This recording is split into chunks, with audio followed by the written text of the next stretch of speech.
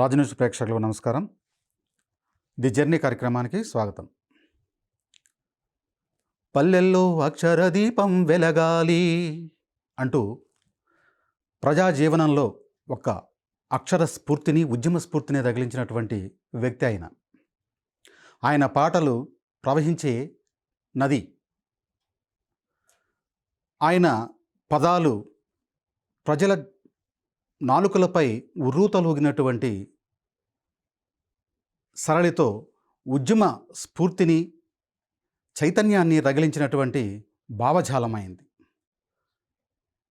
అదేవిధంగా పీడిఎస్యు విద్యార్థి నుంచి సింగరేణి కార్మికుడి వరకు జైలు గోడల మధ్య చైతన్యాన్ని రగిలించినటువంటి పాటతో ప్రయాణమయ్యి ప్రకృతిలో బౌద్ధ మతాన్ని స్వీకరించే వరకు వారి ప్రయాణం అపురూపమైనది. ఎన్నో ప్రజల హృదయాలలో ఆవేదనని, చైతన్యాన్ని, భావస్ఫూర్తిని రగిలించినటువంటి ఉద్యమకారుడు, అక్షరయోధుడు, కాళోజీ పురస్కార గ్రహీత అయినటువంటి శ్రీ జయరాజు గారు మన స్టూడియోకి విచ్చేశారు. వారిని అడిగి మరిన్ని విషయాలను తెలుసుకుందాం. Welcome to the show, the journey sir. Thank you అండి సార్, చాలా సంతోషంగా ఉంది ఈరోజు సార్ మీ కాడికి రావటం. సార్ ఇంతకుముందే మీరు సీనియర్ జర్నలిస్టు, మీరు చాలాసార్లు నన్ను ఇంటర్వ్యూ చేశారు. ఏదైనా మన మనోభావాలు చెప్పుకోవటానికి ఒక మంచి వేదిక ఇచ్చారు. మీకు ప్రత్యేకంగా కృతజ్ఞతలు. Thank you sir. మరి విచిత్రమైన విషయం ఏంటంటే, ప్రపంచం గ్లోబలైజేషన్ సంస్కరణ దిశగా నడుస్తుంది. ఈ దిశలో ఉద్యమం యొక్క గొంతు నొక్కేస్తుంది ప్రభుత్వాలు. అంటే ప్రశ్నించే గొంతును నొక్కేస్తుందని చెప్దాం ప్రధానంగా. ఈ తరుణంలో ఉద్యమకారుల్ని అణచివేయటం అనే ప్రక్రియని ఒక గాయకుడిగా, ప్రజాకవిగా, వాగ్గేయకారుడిగా, ఎన్నో ఉద్యమాల్లో పాల్గొన్నటువంటి ఉద్యమకారులుగా మీ దృక్పథం ఏంటి? అంటే ఎప్పుడు ఈ ప్రకృతి మొత్తం కూడా ఒక డ్యూయల్ రోల్ పోషిస్తూ ఉంటుంది. ఒక ద్వంద్వాల మీద నడుస్తుంది. మీరు కనుక గమనించినట్టయితే ఈ లైట్ ఇంత వెలుతురు మన మీద పడుతుంది అని అంటే, ఓ దట్టమైన చీకటి ఉండబట్టే ఇంత వెలుతురు రంజింపజేస్తుంది. ఒక ఎత్తు కావాలనుకుంటే ఒక లోయ లేకుండా రాదు. ఓ జననం ఉంది అంటే దాని వెంటనే మరణం ఉంటుంది. కాబట్టి ఈరోజు ఈ విధ్వంసాన్ని మొత్తం చేస్తాను అనే కార్పొరేట్ కంపెనీలు, పెట్టుబడిదారులు అంటున్నారు అని అంటే, దానికి ప్రత్యామ్నాయంగా పెద్ద ఉద్యమం వస్తుంది, దానికి ప్రత్యామ్నాయంగా పెద్ద తిరుగుబాటు వస్తుంది. ఆ తిరుగుబాటును ప్రకృతే ప్రోత్సహిస్తుంది. ఇప్పుడు 1000 ఎకరాలు ఉన్న భూమిని 1000 మంది సేద్యం చేసుకోవాలి. 1000 ఎకరాలు ఒక్కడే చేసుకున్నాడు అనుకో, 99 మంది ప్రజలు ఖచ్చితంగా వారి మీద తిరుగుబడతారు కదా. ఇది న్యాచురల్ లా, ప్రకృతి నియమం. ఈ ప్రకృతి నియమానికి వ్యతిరేకంగా ఎవడు నేనే మొత్తమే ఈ భూమి మీద సంపద కలిగి ఉండాలి, ఈ భూమిని నేనే పరిపాలించాలంటే ఎంతమంది పోయారు కదా. కాబట్టి ఈ భూమి మీద గుత్తాధిపత్యం ఎవరికి చెందదు, అది నేచర్కి విరుద్ధం. ఎగ్జాక్ట్లీ మీరు కరెక్ట్గా చెప్పారు. అయితే ఏంటంటే, మన కరోనా దశ మనం చూసాం. ఇప్పుడు కార్ల్ మార్క్స్ గారు అన్నట్టు, పెట్టుబడిదారుడు ప్రజలు మరణిస్తూ ఉంటే శవపేటికలను అమ్మి కూడా లాభాన్ని గడించాలని చూస్తుంది అని చెప్పాడు ఆయన. కరోనా దశలో అది మనం స్పష్టంగా చూసాం. అంటే ఇలాంటి పెట్టుబడిదారి వ్యవస్థలో, బూర్జువా వ్యవస్థలో, భూస్వామ్య వ్యవస్థలో సంస్కరణ దిశగా వేసే అడుగులు కారణంగా ప్రజలు ఎంతో కొంత అభివృద్ధి సాధించారని పెట్టుబడిదారి వర్గం చెబుతుంది. వాస్తవానికి ఇవాళ ఉద్యమాల యొక్క అవసరం లేదనేది ప్రభుత్వం వాదన. దానికి మీరేమంటారు? అంటే ఉద్యమాల అవసరం అనేది ప్రభుత్వం చెప్పినట్టు ఉండదు. ఏ ప్రభుత్వం అయినా అధికారంలోకి వచ్చిన తర్వాత ఉద్యమాలు లేకుంటూ ఉంటే బాగుంటుంది అని అనుకుంటుంది. కానీ అది వాళ్ళ భ్రమ మాత్రమే. ఖచ్చితంగా ఆ ప్రభుత్వాలు చేసే విధానాలకు వ్యతిరేకంగా తిరుగుబాటు వస్తుంది. అలా తిరుగుబాటు రాకుండా కూడా ప్రభుత్వం ఉమ్, చేయొచ్చు. అవును ఇప్పుడు అశోకుడు ఉన్నాడు. అవును అశోకుడు అందరికీ సమానమైన అవకాశాలు కల్పించాడు. అవును చెరువులు తవ్వాడు, అవును చెట్లు నాటాడు, అవును ఆరామాలు కట్టాడు, అవును అనేక విశ్వవిద్యాలయాలు అవును భారతదేశంలో తీసుకొచ్చాడు. అవును అలా పరిపాలన చేయగలిగితే అవును ప్రజలు చైతన్యవంతులు అవుతూ ఉంటారు, ఆ, ఆ, అభివృద్ధి చెందుతూ ఉంటారు. ఆ అభివృద్ధి ఫలాలు మొత్తం కూడా అందరికీ చెందుతాయి. అవును అట్లా ఆ, రాజు ఓ శాశ్వతమైన ముద్ర ఈ భూమి మీద వేసుకోగలుగుతాడు. అవును కాబట్టి మీరు ఏ శిలాశాసనం చూసినా కానీ ఉమ్, అశోకుడు దేహపడుతుంది మనకు అవును కదా. అవును కాబట్టి అశోకుడు లాగా పరిపాలించే రాజరిక వ్యవస్థ లాంటిది కూడా ఉమ్, ఇక లేకుండా పోయింది. అవును ఓ అంతరించిపోయింది. డెమోక్రటిక్ వ్యవస్థలోకి మనం వచ్చాం. వచ్చాం కాబట్టి ఎవరు ఇక్కడ శాశ్వతంగా ఉండటానికి అవును అవకాశం లేదు. ఎన్నో ప్రభుత్వాలు మారుతూ ఉంటాయి, మారుతూ ఎన్నో ఉంటాయి. విధానాలు మారుతూ ఉంటాయి. ఉమ్, ప్రజలు 5 సంవత్సరాల కోపాలి వాళ్ళ విధానాలు నచ్చితే ఉమ్, ఓకే చెప్తారు, లేకుంటే ఇంటికి పంపిస్తారు. ఇంటికి పంపిస్తారు. మరి అయితే ఇప్పుడు ఈ ప్రజాస్వామ్య జీవన విధానంలో ఇప్పటికీ వెనుకబడిన తరగతులు, బహుజనులు నిరక్షరాస్యతో నిరుపేదలుగానే జీవిస్తున్నారు. మరి ఎన్ని దశాబ్దాలుగా ఉద్యమాలు నడుపుతున్నా, ప్రభుత్వాలు ఎన్ని పథకాలు ప్రవేశపెడుతున్నా పేదరికంగానే ఉండడానికి కారణాలు ఏంటంటారు? మీరు ఇండియన్ సిచ్యువేషన్ కనుక చూసినట్టయితే, మ్మ్. భారతీయ సమాజాన్ని కనుక చూసినట్టయితే, ఉమ్, మొదట రాచరిక వ్యవస్థ ఉంది. ఉమ్, ఓ భారతదేశంలో కొన్ని రాజ్యాలు ఉన్నాయి. ఉమ్, ఆ రాజ్యాలు మొత్తం కూడా నడవటానికి ఒక ఒక విధానాన్ని రూపొందించుకున్నారు. అవును, అదే దాన్నే మనం ఈరోజు ఏమంటున్నామంటే రాజులు అనుసరించే ఒక రాజ్యాంగాన్ని తయారు చేసుకున్నారు. దాన్నే మనుధర్మ శాస్త్రము అని అంటున్నాం. ఉమ్, మనుధర్మ శాస్త్రం ప్రకారం ఏంటి? తలలో పుట్టినవాడు మాత్రమే జ్ఞానాన్ని కలిగి ఉండాలి. అవును, మిగతా వాడెవడు జ్ఞానాన్ని కలిగి ఉండటానికి వీల్లేదు. వీళ్ళే. భుజంలో పుట్టినవాడు మాత్రమే రాజ్య క్షత్రియుడు. పరిపాలన చేయాలి. అవును, తొడలో పుట్టినవాడు మాత్రమే వ్యాపారం చేయాలి. కాళ్ళల్లో పుట్టిన వాళ్ళు మొత్తం వీళ్ళకు సేవ చేయాలి తప్పితే వీళ్ళకు చైతన్యం ఉండొద్దు, వీళ్ళు చదువుకోకూడదు, వీళ్ళకు ఆర్థికంగా డబ్బు ఉండకూడదు, వీళ్ళు నాట్యం చేయకూడదు, రకరకాల ఆంక్షలు మొత్తం కూడా తీసుకొచ్చారు. అవును, ప్రజలకే ఇది తీసుకురాలే, అవును, మహిళలకు కూడా తీసుకొచ్చారు. నా స్త్రీ స్వాతంత్రం అనేది. అవును. స్త్రీ పుట్టినప్పుడు తండ్రి కాడు ఉండాలి, యవ్వనంలో భర్త కాడు ఉండాలి, వృద్ధాప్యంలో పిల్లల కాడు ఉండాలి. అంతేగాని స్త్రీకి నోరెత్తటానికి వీల్లేదు, చదువుకోవటానికి వీల్లేదు అనే ఒక రాజ్యాంగం లాంటి వ్యవస్థను కొన్ని వేల సంవత్సరాలు అమలు తీసుకొచ్చారు. పరిచారు. అవును, దీనికి వ్యతిరేకంగా అనేక పోరాటాలు వచ్చాయి. వచ్చాయి. ఈ పోరాటాల్లో ఈ రాచరిక వ్యవస్థను కూడా వాళ్ళల్లో ఉన్న వాళ్ళకు కొట్లాటలతోటి ఈ దేశానికి బ్రిటిష్ వాడు వచ్చాడు అవును, కదా. అవును. ముస్లిం రాజులు వచ్చారు, రకరకాల వాళ్ళు వచ్చారు. ఈ దేశానికి బ్రిటిష్ వాడు వచ్చాడు. బ్రిటిష్ వాడు వచ్చిన తర్వాత బ్రిటిష్ రాజ్యాంగాన్ని ఒకటి తీసుకొచ్చాడు అవును, కదా. అవును, బ్రిటిష్ రాజ్యాంగం ఏంది? అంతకు ముందున్న రాజ్యాంగం కంటే కొంచెం బెటర్ రాజ్యాంగం. అవును, ఇప్పుడు భర్త చచ్చిపోతే భార్యను కూడా చితిలో పెట్టి తగలబెట్టేవాళ్ళు. అవును. ఏది పాత రాజ్యం మనోధర్మశాస్త్ర ప్రకారం. అవును. కానీ బ్రిటిష్ రాజ్యం వచ్చిన తర్వాత దాన్ని చట్టం చేశాడు. అది అలా చేయటానికి వీల్లేదు అని చెప్పాడు. నిరోధక చట్టం తీసుకొచ్చారు. అవును, అట్టాగే కింది వర్గాల వాళ్ళు చదువుకోవటానికి వీల్లేదు అని వాడు నిన్నటి రాజ్యాంగం చెప్పింది. అవును, కానీ వీడేం చేశాడు?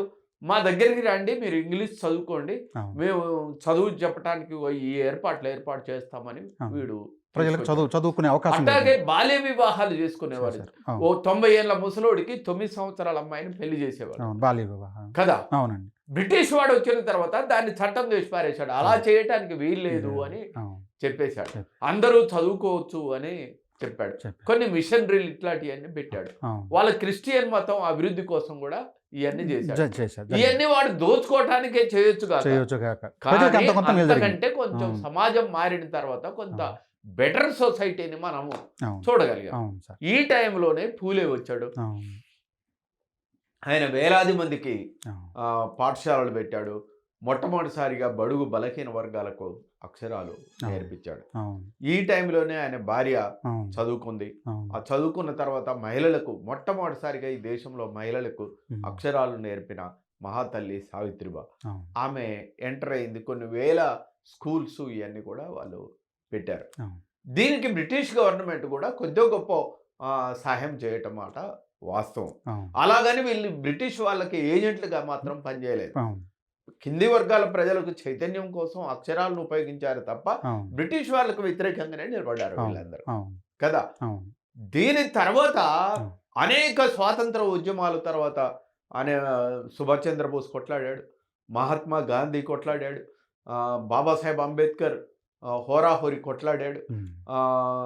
భగత్ సింగ్ లాంటి వాళ్ళు ఉరిదీయబడ్డారు. ఉరిదీయబడ్డారు. ఈ అన్నిటి తర్వాత ఈ దేశానికి ఒక స్వాతంత్రం వచ్చింది. అవును. స్వాతంత్రం వచ్చిన తర్వాత మనం ఒక రాజ్యాంగాన్ని తయారు తయారు చేసుకున్నాం చేసుకున్నాం. కదా. అవును. ఇప్పుడు అద్భుతమైన ఒక రాజ్యాంగాన్ని తయారు చేశాం. అవును. బాబాసాహెబ్ అంబేద్కర్ తన చదువుని, శాస్త్రాన్ని, అపారమైన తన జ్ఞానాన్ని మొత్తం కూడా అవును. ఈ రాజ్యాంగం రాయటానికి ఉపయోగపడ్డారు. అప్పుడు ఏమనుకున్నారు, చాలా మంది ఏమనుకున్నారంటే మీ దాంట్లో చదువుకున్న వాళ్ళు లేరు, ఉమ్. మీ దాంట్లో తెలివి కల వాళ్ళు లేరు, ఉమ్. అసలు మీకు ఈ దేశానికి స్వాతంత్రం ఇస్తే మిమ్మల్ని పాలించుకునే లేని వాళ్ళ లేని వాళ్ళు. స్థితికి నెట్టబడ్డారు. ఇలాంటి స్థితిలో బాబాసాహెబ్ అంబేద్కర్ అప్పటికే ఇంగ్లీషు, హిందీ అపారమైన మేధావి, ప్రపంచ మేధావిగా ఉన్నాడు కాబట్టి అవును. ఆయన అప్పటికే లండన్, అమెరికా లాంటి దేశాలలో చదువుకొని వచ్చాడు కాబట్టి ఒక అద్భుతమైన రాజ్యాంగాన్ని తీసుకొచ్చాడు. అవును. అంతకుముందు రష్యాలో విప్లవం అవుతుంది, చైనా విప్లవం, ఇట్లాంటి విప్లవాలలో అప్పటికి ఒక డెమోక్రటిక్ వే లేదు. కాబట్టి అక్కడ రాజును కూలగొట్టాలన్నా, భూస్వాములను కూలగొట్టాలన్నా, పెట్టుబడిదారులను కూలగొట్టాలన్నా అవును. ఆయుధాలు పట్టుకొని పోరాడేవాళ్ళు. అవును. కానీ బాబాసాహెబ్ అంబేద్కర్ వచ్చిన తర్వాత అవును. భూమి మీద అందరికీ సమాన హక్కులు కావాలన్నా, పరిశ్రమల్లో వాటా కావాలన్నా, మనం అందరం ఒక డెమోక్రటిక్ వేలో పోవాలన్నా కానీ ఆ ప్రజల ఆకాంక్షలని ఆయుధ రూపం నుంచి తీసుకొచ్చి ఆయన బుల్లెట్ రూపాన్ని బ్యాలెట్ రూపంగా మార్చిపారేశాడు కదా. ఇక్కడ నువ్వు బ్యాలెట్ తోటి ఎక్కువ మంది ప్రజలు కనుక ఈ రాజు నాకు ఇష్టం లేదు అనుకుంటే, ఈ పాలకుడు నాకు ఇష్టం లేదనుకుంటే, ఈ ప్రభుత్వం నాకు ఇష్టం లేదంటే వాడు బ్యాలెట్ ద్వారానే ఈ గద్దెను కూల్చగలిగే ఒక వ్యవస్థ, ఓ సుందరమైన వ్యవస్థను ఈ భారతదేశంలో, బలమైన ప్రజాస్వామ్య వ్యవస్థను ఆయన తీసుకొచ్చాడు. ఆయన తీసుకురావడానికి ఎక్కడి నుంచి దీని బీజాలు ఎక్కడున్నాయంటే, ఈ దేశంలో అశోకుడు క్రీస్తు పూర్వం 200 సంవత్సరాల క్రితం ఈ దేశంలో బౌద్ధం విలసిల్లింది. బౌద్ధంలో ఏంటి వాళ్ళ అభిప్రాయాలు చెప్పాలంటే, ఒక చెట్టు బెరడు మీద వాళ్ళ అభిప్రాయాలు రాసి ఒక డబ్బాలో వేస్తే మెజారిటీ అభిప్రాయం ప్రకారం బౌద్ధులు నడుచుకునేవాళ్ళు. అలాంటి బౌద్ధ సిద్ధాంతాన్ని బేస్ చేసుకొని బాబాసాహెబ్ అంబేద్కర్ ఓ బ్యాలెట్ విధానాన్ని తీసుకొచ్చాడు. ఓ రాష్ట్రపతి బ్యాలెట్ రూపాంతరానికి దీని వెనక ఇంత కథ ఉంది. ఒక ఓటు తీసుకొచ్చాడు కదా. దీనికి ఓ పద్ధతి పెట్టాడు. సర్పంచ్కి కొన్ని విధులు ఉంటాయి, సర్పంచ్కి కొన్ని హక్కులు ఉంటాయి, కలెక్టర్ కొన్ని విధులు ఉంటాయి, కలెక్టర్ కొన్ని హక్కులు ఉంటాయి, రాష్ట్రపతికి కొన్ని విధులు ఉంటాయి, రాష్ట్రపతికి కొన్ని హక్కులు ఉంటాయి. ఈ ప్రజలు స్వేచ్ఛగా మాట్లాడే అవకాశం ఉంటుంది, స్వేచ్ఛగా చదువుకునే అవకాశం ఉంటుంది, అందరూ గుళ్ళకు పోయే అవకాశం ఉంటుంది, ఎవరిని నిరాకరించడానికి వీల్లేదు, స్త్రీలు కూడా ఉద్యోగాలు చేయొచ్చు, స్త్రీలు కూడా. ఆయన ఎంత గొప్ప రాజ్యాంగం అంటే, ఇందిరాగాంధీ లాంటి వాళ్ళు గుడికి పోవాలంటే పాత రోజుల ప్రకారం గుడికి పోవాలంటే ముండరాలు కాబట్టి రావడానికి వీల్లేదు అని చెప్పేవాళ్ళు. జయసుదాస్ లాంటి మహానుభావుడు, నిలయరాజు లాంటి మహానుభావుడు ఈ రోజుల్లో కూడా గుడికి పోవాలంటే గుడికి రానివ్వని పరిస్థితులు మన కళ్ళ ముందు అంటే, మనం పేరుకు రాజ్యాంగం వచ్చినా, బ్రిటిష్ వాడు పరిపాలించి పోయినా, ఇంకా పురాతనమైన మనుధర్మ శాస్త్రాన్ని ఇప్పుడు మనం కొనసాగిస్తాం. ఇలాంటివన్నీ లేకుండా ఆయన ఒక సుందరమైన రాజ్యాంగం మనకి ఇచ్చాడు. ఈ దేశానికి ఒక జాతీయ జెండా తీసుకొచ్చాడు, 3 రంగుల జెండాని తీసుకొచ్చాడు, దాని మీద అశోక చక్రాన్ని తీసుకొచ్చాడు కదా. ఈ దేశంలో అందరూ సమానంగా 60 రాజ్యాలండి ఈ దేశం మొత్తం. ఒకడంటే ఒకడికి పడదు, ఒకడంటే ఒకటి కొట్లాటలు, 24 గంటలు యుద్ధాలు. ఇలాంటి దేశంలో బ్రిటిష్ వాడు పోయినాక స్వాతంత్రానంతరం ఒక అద్భుతమైన రాజ్యాంగాన్ని ఇచ్చి ఈ దేశాన్ని ఒక ఉమ్మడి దేశంగా, అఖండ దేశంగా తీసుకొచ్చాడు. ఈ దేశంలో అనేక సంస్కృతులు ఉన్నాయి, అనేక భాషలు ఉన్నాయి, అనేక మంది శ్రామికులు ఉన్నారు. కానీ ఆయన పార్లమెంటులో భూమిని జాతీయం చేయాలని చెప్పాడు. అసలు భూమిని జాతీయం చేసినట్టయితే మనకు ఆహార సమస్య వచ్చేది కాదు, ప్రకృతి సమస్య వచ్చేది కాదు. ఎక్కడ ప్రభుత్వం ఏం చేయాలనో ఒక అద్భుతమైన సుందరవనంగా దీన్ని తీర్చిదిద్దేది. కానీ పార్లమెంట్ లో భూమిని జాతీయం చేయడానికి ఒప్పుకోలేదు కదా. భూమిని జాతీయం చేస్తే అధికారం కోల్పోతాం. ఎంత గొప్ప కమ్యూనిస్ట్ అంటే, ఎంత గొప్ప సోషలిస్ట్ అంటే ఆయన భూమిని జాతీయం చేయాలని చెప్పాడు. పరిశ్రమల్లో కార్మికుడికి జీతం కాదు, వాటా కావాలని చెప్పాడు. స్త్రీలు కూడా సమానంగా చదువుకోవాలని చెప్పాడు. ఈ అసమానతలు, మరి భూమిని జాతీయం చేయలేదు, మరి సమానత్వం ఎట్లా వస్తుంది? పరిశ్రమల్లో వాటా ఇవ్వలేదు, మరి సమానత్వం ఎట్లా వస్తుంది? వీళ్ళందరూ కూడా 90% పీపుల్, వీళ్ళు కష్టజీవులు, వీళ్ళందరూ కూడా వివిధ వృత్తులలో జీవిస్తున్నారు. మరి వీళ్ళు ఈక్వల్ సాధించాలంటే కొద్ది గొప్ప వీళ్ళకు రిజర్వేషన్ కూడా ఉండాలనే ఉద్దేశంతో ఆయన బీసీలకు, ఎస్సీలకు, ఎస్టీలకు, అట్టడుగు వర్గాలకు, మహిళలకు రిజర్వేషన్ తీసుకొని రావడం అనేది జరిగింది. తద్వారా ఈ రిజర్వేషన్ వల్ల వీళ్ళు కూడా ఈ మెట్లు ఎక్కి ఒక ఈక్వాలిటీ సాధిస్తారు అనేది, ఒక సోషలిస్ట్ రాజ్యాంగం దీన్ని తీసుకురావచ్చు అనే ఉద్దేశంతో ఆయన ఈ రాజ్యాంగాన్ని తీసుకొని రావడం జరిగింది. కానీ ఇప్పటికీ కూడా ఇది సోషలిస్ట్ రాజ్యాంగం లేదు. ఇప్పటికీ కూడా పేదవాడి కళ నెరవేరలేదు. ఇప్పటికీ కూడా మహిళలు అన్ని రంగాల్లో ముందు ఉండడానికి వీల్లేదు. ఇన్ని రోజులైనా కానీ ఈ రోజుల వరకు కూడా అదే మనుధర్మ శాస్త్రాన్ని అనుసరిస్తూ రావటం వల్ల ఈ దేశము పొందాల్సిన విజయాల్ని పొందలేదు. తద్వారా ఏమైంది? ఈ దేశం మీద రకరకాల పెట్టుబడులు, రకరకాల మల్టీనేషనల్ కంపెనీలు, రకరకాల వాళ్ళు వచ్చి ఈ అడవులను దోసుకుపోతున్నారు, ఈ నీళ్లను దోసుకుపోతున్నారు, ఈ నిధులను దోసుకుపోతున్నారు. అసలు ప్రభుత్వాలను వాళ్ళే పరిపాలిస్తున్నారు, వాళ్ళే డబ్బులు పెడుతున్నారు. వాడే ఎమ్మెల్యే అవుతున్నాడు, వాడే ఎంపీ అవుతున్నాడు, వాడే చట్టం చేస్తున్నాడు, వాడి అనుకూలమైన విధానాలను మొత్తం కూడా తీసుకొస్తున్నారు. తీసుకొచ్చినప్పుడు మాలాంటి కవులు ఏం చేయాలి? అక్షర దీపం వెలిగించాలిగా, అక్షర జ్యోతులు వెలిగించాలిగా. కాబట్టి అదే ఇప్పుడు మీరు మంచి పాయింట్కి వచ్చారు. అసలు మీరు పల్లెల్లో అక్షర దీపాలు వెలిగించాలనేటువంటి పాటతోనే ఉద్యమ స్ఫూర్తిని తగిలించినటువంటి గాయకులు, రచయితలు. అంతకుముందు విప్లవోద్యమంలో బాగా పనిచేశాను. నా 8వ తరగతి నుంచే నేను PDSCలో పనిచేశాను. కళారంగంలో 2 రాష్ట్రాలు తిరిగి బాగా ప్రదర్శనలు ఇచ్చేవాళ్ళం.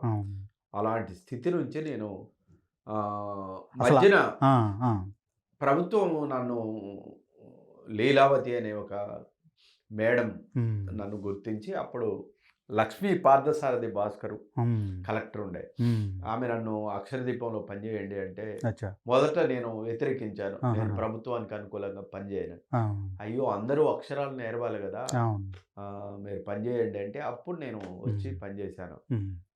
చాలా ఒక 5 సంవత్సరాలు అడవులు, కొండలు అన్ని పట్టుకొని నేను పెద్ద ఎత్తున పనిచేశాను. అప్పుడు రాసిందే, ఓ కొండల్లో కోయిల పాటలు పాడాలి, పల్లెల్లో అక్షర దీపం వెలగాలి, ప్రతివాడు ఒక తిక్కనాయి నవభారతం రాయాలన్న, ప్రతి చెల్లె ఒక మొల్ల ఓలేయిక రామాయణమే చెప్పాలమ్మా, ఓ కొండల్లో కోయిల పాటలు పాడాలి, పల్లెల్లో అక్షర దీపం వెలగాలి. ఇది ఈ పాట ఎక్కడో ఉన్న మద్రాసులో ఉన్న ఆర్ నారాయణమూర్తి గారు రేడియోలో విని ఈ పాటను కావాలని అడిగితే నేను రాయటం. మొట్టమొదటిసారి ఫస్ట్ టైమే నేను మొదటి పాటతోటే వెండి తెర మీద ఒక సినిమా రచయితగా జయరాజ్ అనేది రావటం అనేది జరిగింది. ఈ సందర్భంగా నారాయణమూర్తి గారికి నేను ఆయన తర్వాత చాలా పాటలు వచ్చాయి. వందనాలమ్మా అమ్మా వందనాలమ్మా, అడవిలో వందనాలమ్మా నీకు వందనాలమ్మా, మహానుభావుడు జయదాస్ పాడాడు. ఇలా ఒక 25-30 సినిమాలకు నేను వరుసగా పాటలు రాయటం అనేది జరిగింది. అలాగని నేను విప్లవోద్యమాన్ని వదిలిపెట్టలేదు. నేను సింగరేణి కార్మికుల పక్షాన ఉద్యోగం చేస్తూనే, సింగరేణిలో ఆ రోజు చాలా భయంకరమైన పరిస్థితులు వచ్చాయి. అక్కడ కూడా అసలు వాస్తవంగా మీరు ఈ బాల్య దశలోనే మీకు ఎట్లా ఈ ఉద్యమ స్ఫూర్తి అందింది? అంటే భావజాలం, అంటే ఉద్యమ భావజాలం ఎలా మీరు? నేను మహబూబాబాద్ మహబూబాబాద్లో ఉన్నప్పుడు భయంకరమైన అంటరానితనం, ఉమ్, భయంకరమైన దొరతనం ఉమ్, అక్కడ ఉండే. మా నాన్న ఒక జీతగాడుగా ఉమ్, పనిచేసేవాడు. మా అమ్మ కూలి పనులు గిట్ట చేసేది. అవును, అలాంటి టైంలో చదువుకోవటం కూడా కష్టంగా ఉండేది. అవును, అలాంటి దొరతనం అవన్నీ కూడా చూసిన తర్వాత ఈ దొరలకు వ్యతిరేకంగా కొట్లాడాలనే ఆలోచన నాకు రావటం అనేది ఓకే. జరిగింది. ఉమ్, చదువుకుంటున్న దశలోనే ఈ దొరలకు వ్యతిరేకంగా నేను కాళ్ళకు గజ్జలు కట్టుకొని ఉమ్, గొంగడేసి ఉమ్. గద్దరన్నలాగా పెద్ద ఎత్తున అప్పుడు ఆ వయసు ఎంత మీది వయసు? చాలా చిన్న వయసు అచ్చా. ఉమ్, ఆ ప్రదర్శనలు ఇచ్చేవాడిని. ఉమ్, గద్దరన్న పాటలు నన్ను చాలా ప్రభావితం ప్రభావితం చేశాయి. చేశాయి. ఆ రోజుల్లో లాల్ సలాం లాల్ సలాం లాల్ సలాం సలాం ఉమ్, లాల్ సలాం సలాం లాల్ సలాం లాల్ సలాం లాల్ సలాం సలాం. ఆ విద్యార్థి నాయకుడిగా ఉండి ఉమ్, అరెస్టులు అయ్యేవాడిని, ఉమ్, కొట్లాటల్లో ఉండేవాడిని. ఉమ్. అట్లా ఉద్యమాలతోటే జీవితం జీవితం నడుస్తూ నడుస్తూ వచ్చింది. దొరతనానికి వ్యతిరేకంగా కొట్లాటం వచ్చింది.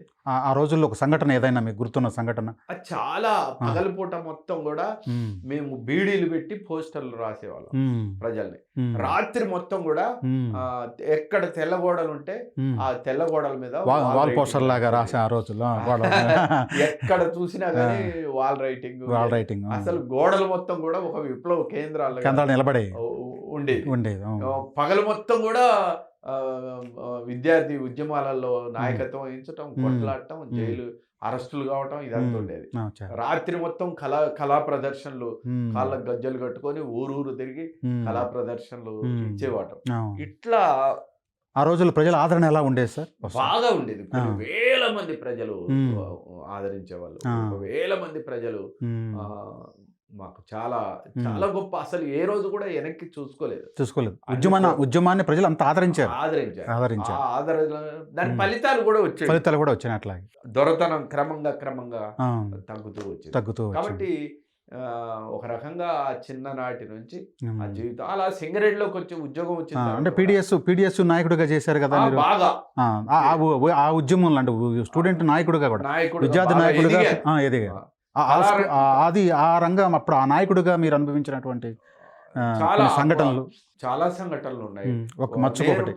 ఆ విద్యార్థిగా ఉన్నప్పుడే ఆ, నన్ను కొత్తగూడెం పోలీస్ స్టేషన్లో విపరీతంగా నువ్వు పాటలు పాడుతున్నావురా, జనాన్ని చెడగొడుతున్నావని గొంతు మీద కాలేసి తొక్కి అబ్బా, భయంకరమైన బ్లడ్ గారి మధురంగా పాడే నా గొంతుని బోరు గొంతులాగా అబ్బా, మారిపోయింది. కర్కశంగా వ్యవహరించారు. అట్లాంటి పనులు. దాని తర్వాత సింగరేణి జాబ్ వచ్చింది. సింగరేణి జాబ్ వచ్చిన తర్వాత నన్ను అరెస్ట్ చేసి చిత్రహింసలు పెట్టారు. తగ్గిపోయింది. ఒక్కరోజు నన్ను అరెస్ట్ చేస్తే సింగరేణిలో కూడా అదే సింగరేణి కార్మికుల పట్ల మొత్తం బంద్ అయ్యింది. ఓ 20 రోజులు సమ్మె, 38 రోజులు సమ్మె, హోరాహోరి కొట్లాట, జైళ్ళు, అవన్నీ కార్మికులను వెంబడి పెట్టుకొని కార్మికుల పక్షాన్ని నిలబెట్టినప్పుడు కూడా మీరు ఎన్నో పాటలు పాడారు.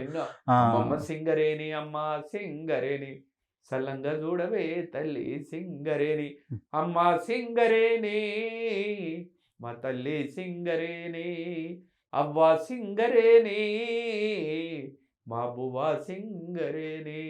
అట్లా అన్న రాజన్న, రాజన్న సింగరేణి బతుకు సీకటైన అదే రాజన్న, అప్పులోళ్ళకు నువ్వు పెట్టగడతావు రాజన్న, సిట్టిలోళ్ళకు నువ్వు సిట్టెట్టగడతావు రాజన్న, ఎదిగిన బిడ్డకు పెండ్లెట్లా చేస్తావు రాజన్న, ఎదుగుతున్న కొడుకు కొలువెట్లా తెస్తావు రాజన్న.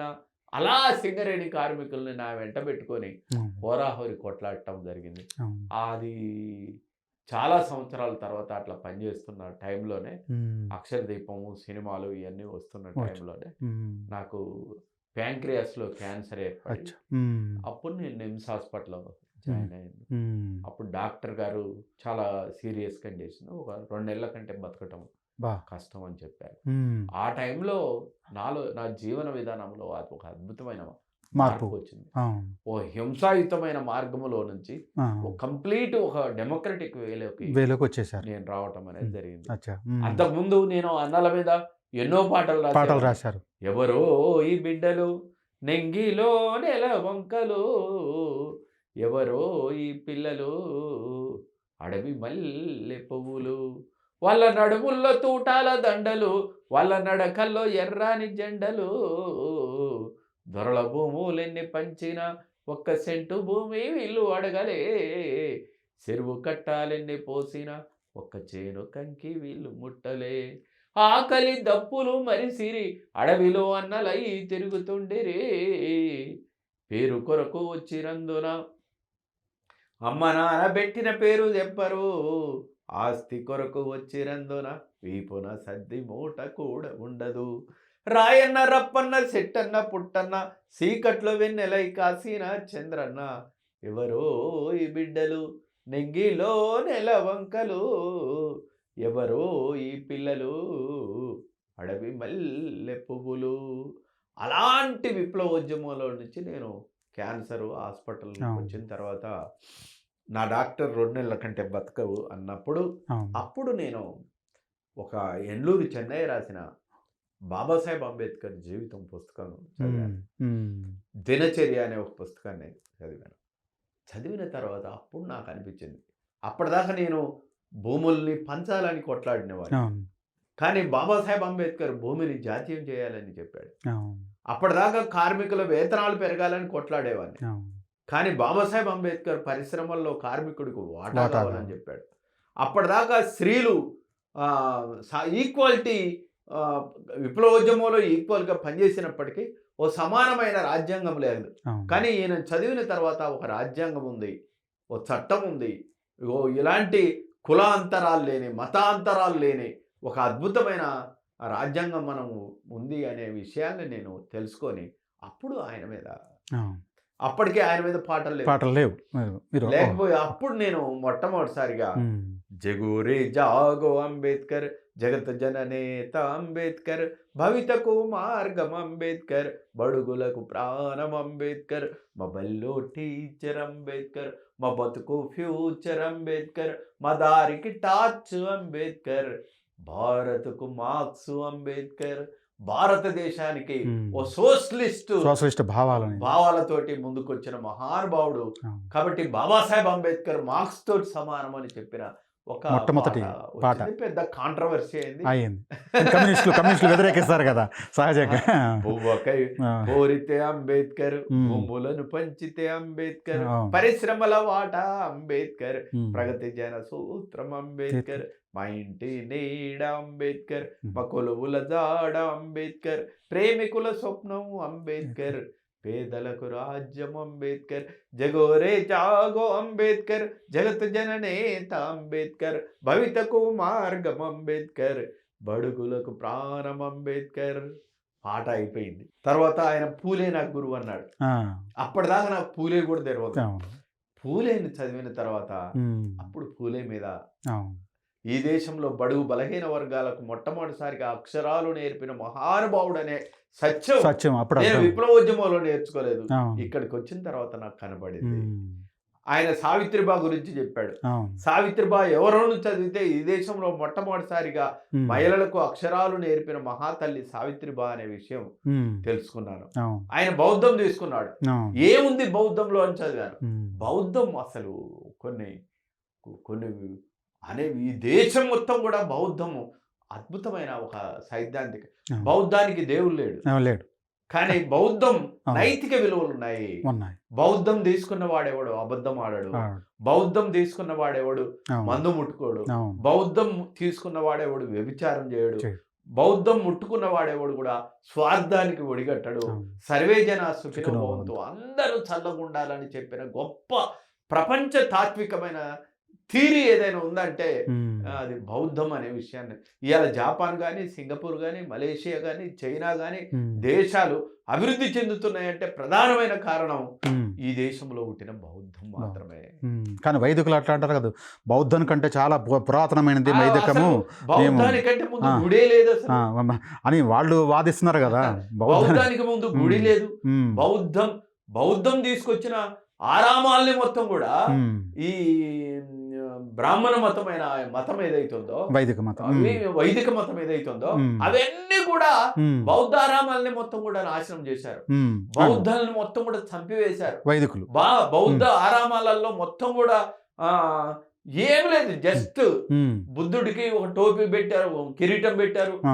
ఈ పెట్టారు, బొట్లు పెట్టారు. దశావతారాలు ఒక అవతారం. మొత్తం ఈ దేశంలో ఉన్న ఈ గుళ్ళు ఆ, ఈ రోజు వరకు కూడా ఈ దేశంలో ఉన్న గుళ్ళని మొత్తం మీరు పరిశీలించండి. అవును. అవన్నీ కూడా ఒకనాటి బౌద్ధ ఆరామాలు. బౌద్ధారామాలు. అంటే కదా? వైదిక మతానికంటే పూర్వ మతం ధర్మం ఏదైతే ఉందో అది బౌద్ధ ధర్మమే. అది బౌద్ధ ధర్మమే. ఇంకా అంతే. ధర్మం సనాతన ధర్మం అంటే అది బౌద్ధ ధర్మమే. అంతే. అంతేగాని సనాతనం అంటూ ప్రత్యేకం లేదు. అందరూ ఆ బౌద్ధ ధర్మంలో కులానికి అవకాశం లేదు. లేదు. అవును. బౌద్ధ ధర్మంలో మతం బౌద్ధ ధర్మం కూడా అది ధర్మం, బౌద్ధం జీవన విధానం. అది జీవన అది విధానం, మతం కూడా కాదు. మతం కూడా కాదు, ధర్మం. అది జీవన విధానం. అది ఒక అద్భుతమైన జీవన విధానాన్ని ఈ దేశానికి ఆయన ఇచ్చిపోయాడు. అవును. కాబట్టి ఆయన దుఃఖానికి కారణం నువ్వు అధిక స్వార్థం కలిగి ఉండటం అనే విషయాలు చెప్పాడు. ఇలాంటి నైతిక విషయాలు కనుక మీరు పాటించినట్టయితే మీరు దుఃఖం లేకుండా మీరు జీవించవచ్చు అని చెప్పిన బౌద్ధ థియరీని బాబాసాహెబ్ అంబేద్కర్ తీసుకోవటం వల్ల నేను కూడా బౌద్ధంలోకి వచ్చాను. వచ్చిన తర్వాత నేను చాలా ప్యూరిఫై అయ్యాను.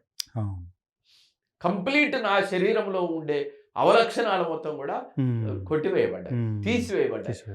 తద్వారా నేనేమయ్యాను, 2 నెలల 15 రోజుల కంటే బతకవన్న జయరాజ్ ఇప్పుడు 20 సంవత్సరాలు నేను ఆరోగ్యంగా ఆనందంగా జీవిస్తున్నాను.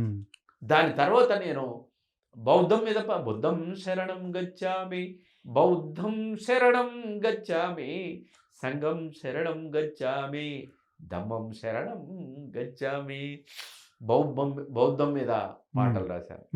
దాని తర్వాత నేను అక్కడి చోట ఆగలేదు నేను. అవును. అదే మీరు ఆ తర్వాత బౌద్ధ ధర్మానికి అంటే బౌద్ధం అనేది ఒక జీవన శైలి, సనాతనం కూడా మాది కూడా సనాతనం అనేది కూడా జీవన శైలి, మతం కాదని వైదికులు, శైవులు, వీళ్ళు హిందువులు కూడా అదే వాదన లంఘించుకున్నారు. అంటే బ్రాహ్మణ మతంలో అందరూ సమానంగా జీవించే అవకాశం లేదు అక్కడ. బౌద్ధ ధర్మంలో అందరూ సమానంగా, కులం అనేది లేదు. అది కానీ దాంట్లో కులం ఉంది. ఈ రెండింటికి వ్యత్యాసం అది కదా. ఇక్కడ అందరూ అన్ని పనులు చేసుకునే అవకాశం బౌద్ధ ధర్మంలో ఉంది, కానీ అందరూ అన్ని పనులు చేసుకునే అవకాశం అది బ్రాహ్మణ ధర్మంలో లేదు. అది అంటే బ్రాహ్మణ వైదికంలో ఏదైతే ఉందో అక్కడ కులం ఉంది, వర్గం ఉంది. అవును, 2 స్వభావాలు అక్కడ ఉన్నాయి. అవును. ఒక బాని రాజైన వాడు ఎప్పుడు రాజే అవ్వాలి, కానీ ఇక్కడ రాజైన వాడు బానిస కూడా అవుతాడు. అది ఈ రెండుకి ఉన్న వ్యత్యాసం అది కదా. ఒక అద్భుతమైన ఫిలాసఫీ సమానత్వం అనేది మనం బాబాసాహెబ్ అంబేద్కర్ ని చదివిన తర్వాత నాకు తెలిసింది. నేను అంతటితోటి ఆ పాటలు రాస్తూనే అంతటితోటి ఆగకుండా నేను ప్రకృతిని బాగా ఆరాధించారు. ఆ నేపథ్యంలో మీరు ఆవని అనేటువంటి ఒక గ్రంథం రాశారు. అప్పుడు తీసుకొచ్చింది నేను. అది హిందీ, కన్నడ, తమిళ భాషల్లో కూడా అనువాదం జరిగింది. ఇది అన్ని భాషల్లోకి అనువాదం ఒక అద్భుతమైన పుస్తకం ఇది. దీంట్లో 122 స్టోరీస్ వచ్చిన కవిత అద్భుతమైన స్టోరీలు మొత్తం కూడా ఉన్నాయి. ఇది మచ్చుకొకటి హిందీ, మచ్చుకొకటి మీకు నచ్చిన మీకు రాసిన వాటిల్లో దీంట్లో ఒక కథ చెప్తాను. నేను ఒకరోజు విశాఖపట్నం పోయాను. సముద్రం ఒడ్డున కూర్చున్నాను. సాయంత్రం 7 గంటలు అవుతుంది. అదే రోజు ఆకాశంలో నెలవంక పడ్డది. ఏ రోజైతే ఆకాశంలో నెలవంక పడ్డదో అదే రోజు సముద్రంలోకి వెళ్ళి తాబేలు పిల్లలు మొత్తం బయటకు వచ్చాయి. వచ్చి ఒక డిస్టెన్స్లో గుడ్లు పెట్టాయి. నేను ఇది గమనించాను. తెల్లారి మళ్ళా వెళ్ళాను. తాబేళ్ళు బయటకు వచ్చి గుడ్లను చూసుకున్నాయి. నెలవంక పెరిగింది. ఇలా నెలవంక పెరుగుతున్నా కొద్దీ ఇక్కడ గుడ్లలో పిల్లలు పెరుగుతున్నాయి, అక్కడ నెలవంక పెరుగుతుంది, సముద్ర పాలలు పెరుగుతున్నాయి కదా. నిండు పున్నమి వచ్చేటప్పటికి గుడ్లల్లో పిల్లలు బయటికి రావాలని చూశాయి. నిండు పున్నమి రోజు సముద్ర పాలలు ఖచ్చితంగా తాబేళ్ళు ఎక్కడైతే గుడ్లు పెట్టాయో అక్కడికి పోయి ఫాట్ను కొట్టగానే గుడ్డు పగిలి శత్రువుకు చిక్కకుండా తాబేలు పిల్లలు అలలతోటి పాటు సముద్రంలోకి వచ్చాయి. ఒక వెనీల ఆకాశంలో ఉన్న చందమామ, సముద్ర పాలలు, సమస్త జీవరాశికున్న అటాచ్మెంట్ ఏదైతుందో అది ప్రకృతికి మనకున్న ప్రకృతి దృశ్యాలు కదా. కాబట్టి ప్రకృతిని నేను అలా పరిశీలిస్తూ ప్రతి జీవిని కూడా నేను స్టడీ చేస్తూ వచ్చాను. ఈ ప్రకృతి తత్వం నాకు వంటబట్టడానికి ప్రధానమైన కారణం ఓ సైంటిస్ట్, ఉమ్, ఒక ప్రకృతి తాత్వికులు శ్రీరామ్ సార్ ఉమ్, నాకు బాగా ఆ టైంలో బాగా హెల్ప్ చేశాడు. ఉమ్, ఉమ్. కాబట్టి అలా నేను ఆ ప్రకృతి తత్వంలోకి తత్వం వైపు వెళ్ళిపోయాను. మళ్ళారు. ఉమ్, అసలు వినీలాకాశంలో ఇన్ని గ్రహాలు ఉన్నప్పటికీ కూడా ఉమ్. ఏ గ్రహం మీద కూడా మనిషి లేడు, మనిషి చెట్టు లేడు. లేదు, పుట్ట అవును, లేదు, అవును, ఒక అద్భుతమైన లోకం లేదు. అవును. కానీ ఈ గ్రహం మీద ఉండటానికి ప్రధానమైన కారణం ఏంటంటే ఉమ్, ఈ భూతల్లికి ఆ. మీద ఒక అగ్నిగోళంగా వచ్చిన ఆ, ఆ, దాశరథి అంటాడు దాశరథి కదా, గారు, అవును. భూగోళం పుట్టుక కోసం రాలిన సురగోళాలెన్నో, ఈ మానవ రూపం కోసము జరిగిన పరిణామాలెన్నో. ఎన్ని పరిణామాల తర్వాతనో అవును. ఈ భూమి ఒక అగ్నిగోళంగా ఉన్న భూమి ఒక మంచుగడ్డలాగా ఏర్పడింది. ఒక మంచుగడ్డలాగా ఉన్న భూమి దీని మీద ఒక ఓజోన్ పొర ఏర్పడింది. ఓ చెట్టు పుట్ట సమస్త జీవరాశి ఇక్కడ పుట్టడం అనేది ఇది ఒక్కరోజు జరిగిన పరిణామం పరిణామం కాదు. అవును. కొన్ని లక్షల సంవత్సరాల ఉమ్, పరిణామ క్రమంలో ఇంత అందమైన గ్రహము ఇక్కడ ఏర్పడింది కదా. అవును. ఈ అందమైన శరీరం మనది ఏదైతే ఉందో ఇది ఒక్కరోజు వచ్చింది కాదు. కాదు. డార్విన్ చెప్పినట్టుగా అవును. కొన్ని లక్షల సంవత్సరాల పరిణామ పరిణామ వికాసం. క్రమంలో అవును. మనిషి ఇలా వస్తూ వస్తూ వస్తూ ఇక్కడికి వచ్చాడు. నేను బాగా గమనించినట్టయితే, బాగా అబ్జర్వ్ చేస్తే ఈ పరిణామ క్రమంలో మనిషి ఒక శిలలాగా వచ్చిన వాడు ఒక అద్భుతమైన శిల్పంగా చెక్కబడుతూ వచ్చాడు. అవును. ఓ సర్వేంద్రియానం నయనం ప్రధానం అంటే కన్ను ఊరికనే ఇవ్వలేదు. అవును. కన్నుకు తల్లి పొత్తిల లాంటి కండరం కింద ఉంటుంది. వీడి కన్ను జాగ్రత్తగా చూసుకోవడానని ఒక ఎముకల గూడు ఉంటుంది. ఆ గూటిలో చాలా జాగ్రత్తగా కన్నుని అమర్స్తుంది. అయినా జాగ్రత్తగా చూసుకోవడానని అసంకల్పితంగా కొట్టుకునే ఒక రెప్పని ఇస్తుంది కదా. ప్రకృతి అంత జాగ్రత్తలు తీసుకుంటుంది. ఓ చెవి ఉన్నదంటే ఇది కండరంతో తయారు చేస్తే హోల్ కడ్డం వస్తుంది, చెవిన పడదు. పోనీ ఎముకతో తయారు చేస్తే ఇది ఎవరైనా పట్టుకున్నాడంటే ఇరిగిపోద్ది. కాబట్టి ఒక ఎముకలో నుంచి ఎముక, ఒక కండరములో నుంచి కండరం, ఒక మెత్తటి ఎముక తీసుకొని ఇంత అద్భుతమైన చెవి తయారు చేసిందంటే ఈ నేచర్ యొక్క ప్రకృతి ఆలోచన, ప్రకృతి జ్ఞానాన్ని ఎవడు పసిగట్టగలుగుతాడు కదా. కాబట్టి నేను ప్రకృతి మీద ఎంత సలనిదమ్మా ఈ నేల తల్లి, ఎంత చక్కటిదమ్మా ననుగన్నా తల్లి, పచ్చని పట్టు చీరల్ని గట్టింది, పండు టాకుల వంటి రెవికల్ని తొడిగింది, కొండ కోనలనేమో కొప్పున ముడిసింది, పొద్దు పొడుపునేమో ముద్దాడబోతుంది, ఎంత చల్లనిదమ్మా ఈ నేల తల్లి, ఎంత చక్కటిదమ్మా ననుగన్నా తల్లి, వాన జల్లుకుని ఒళ్ళు కదిలిందమ్మా, నల్ల మబ్బుల్లోన నెలలు పడ్డాయమ్మా, ఋతువుకు నువ్వు బాలెంత ఓయమ్మ, రతనాల పంటంతా నీ కడుపు పంటమ్మా, ఎంత చల్లనిదమ్మా ఈ నేల తల్లి, ఎంత చక్కటిదమ్మా ననుగన్నా తల్లి. ఈ నేల మీద రాశారు. అయ్యో నా బిడ్డలు రేపు పొద్దున ఇబ్బంది పడతారేమోనని ఈ తల్లి ఎండాకాలం వస్తే తన గుండెలోనే బావులు మంచినీటి సెలమలు తీసుకుంది. అయ్యో నా బిడ్డలు ఇబ్బంది పడతారమని డీజిల్ పెట్రోల్ గనుడిచ్చింది. అయ్యో నా బిడ్డలు ఎత్తైన మేడలు కట్టుకోవాలని ఇనుమునిచ్చింది. అయ్యో నా బిడ్డలు ఆడవాళ్ళు పొడమికి ఆనవాళ్ళు వాళ్ళు అందంగా ఉండాలని బంగారం ఎండి నగల్ని ఇచ్చింది కదా. ఇక్కడ ముక్కిచ్చింది, అక్కడ సువాసన ఇచ్చింది, ఇక్కడ చెవులు ఇచ్చింది, అక్కడ సప్తస్వరాలు ఇచ్చింది, ఇక్కడ కళ్ళు ఇచ్చింది, అక్కడ అద్భుతమైన పూల తోటలు ఇచ్చింది, ఇక్కడ ఆకలిచ్చింది, అక్కడ పండ్లిచ్చింది. నువ్వు వదిలిన మృతగాలిని తను తీసుకుంటుంది. తను అమృతం లాంటి ఆక్సిజన్ నీకు ఇవ్వటం వల్ల ఈ అటాచ్మెంట్ ఏదైతుందో, మనం గుళ్ళు గోపురాలు ఇవన్నీ తిరిగి వస్తాం కానీ ఈ ప్రకృతికి సంబంధించిన అటాచ్మెంట్ని మనం దూరం అయిపోతున్నాం. ఈ అటాచ్మెంట్ ఏదైతుందో నేను పసిగట్టగలిగాను. దీని మీద అద్భుతమైన పుస్తకాలు రాయటం, పాటలు రాయటం, అన్నిటి మీద రాస్తూ ఒక రాయిని ఈ నేపథ్యంలో మీరు చెట్టు మీద కూడా మంచి పాట రాశారు. పచ్చని చెట్టును నేనురా పాలుగారే మనసు నాదిరా, కొమ్మను నేను రెమ్మను నీకు తోడుగా ఉండే అమ్మను, మీ పొలమును దున్నిన నాగలై పంటను మోసిన బండినై, అమ్మమ్మ చేతిలో కవ్వమై తాతయ్య చేతిలో కర్రనై, అమ్మ పాటతో ఊగిన ఊయలై ఆ పాడేటి పిల్లన గ్రోవినై, నింగి మబ్బుల్ని మారగా మలిసినం, చేను చిలకల్ని నీళ్లతో దడిపినం, చెడ్డగాలి పీల్చి మంచి విడిసినం, మీకు ప్రాణవాయువుల్ని పోసినం, మీరు కనువిందు చేసిన పువ్వులం, మీ కడుపాకలి తీర్చే పండులం, అలసిపోతే నీడనిచ్చినం, చల్లగాలితో ఒళ్ళంత తడిపినం, ఎగిరే పక్షుల్ని ముద్దాడి పెంచినం, లేడి పిల్లల్ని ఒల్లోన దాసినం, అడవికొచ్చిన మునులను సాధినం, బోధి వృక్షమై బుద్ధుల్ని చేసినం, మీరు కూర్చుంటే కుర్చీ పీటలం, పడుకుంటే పందిరి మంచాలం, మిమ్ము కంటికి రెప్పలా కాసినం, మీ ఇంటికి ముందర గడపలం, మీరు రాసుకున్న తెల్ల కాగితం, మీకు తెలివి పెంచినట్టి పుస్తకం, మీ రోగాల నొప్పుల్లో మందులం, మిమ్ము కడసారి కాల్చేటి కట్టెలం, పచ్చని చెట్టును నేను రా, పాలుగారే మనసు నాదిరా. అలా చెట్టుతో మనిషికి ఉన్న అనుబంధం ఇంతకంటే గొప్పగా వర్ణించడం అనేది బహుశా ఇంకెవరికి అలా సాధ్యపడదు. నేను అవును, రాస్తూ అద్భుతం వచ్చాను. అద్భుతం సార్. అవును. అస్సలు ప్రకృతిలో ఉన్న అన్ని విషయాలు, అవును. నీళ్లు, నిప్పు, అవును.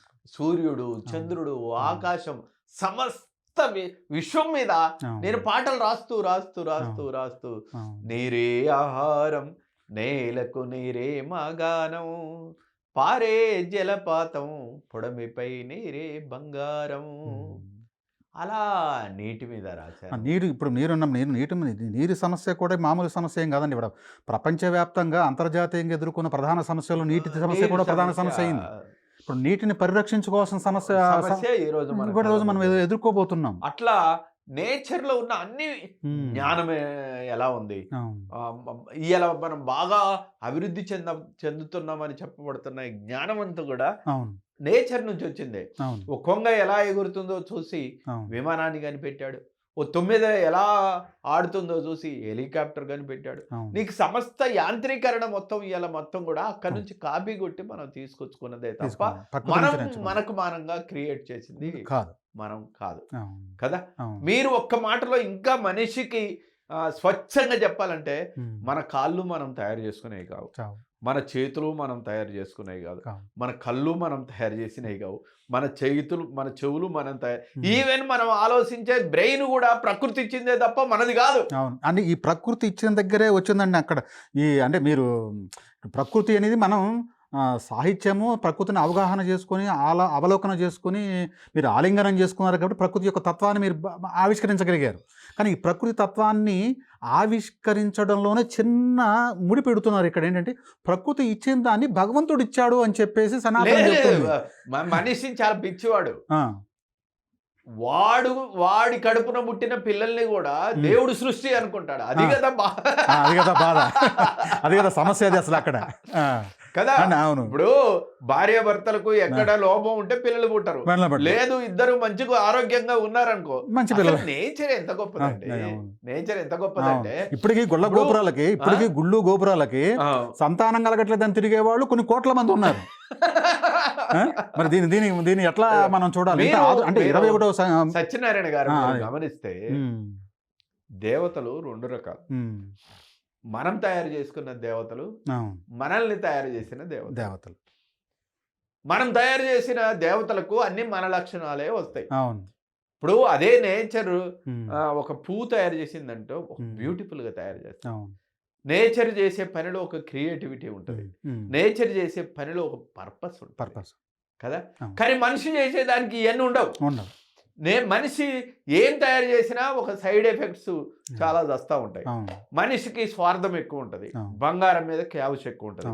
మనం తయారు చేసిన వెంకటేశ్వర స్వామికి కూడా ఒంటి నిండా బంగారం వేస్తాం, మనకి ఇష్టం కాబట్టి ఆయనకి అలంకరించి మనము చాలా భార్యాభర్తలు అన్యోన్యంగా బతకాలనుకుంటాం కదా. కాబట్టి మన అన్యోన్యంగా బతికే వాళ్ళకు మనం ఒక దేవుడికి పూజ చేస్తాం.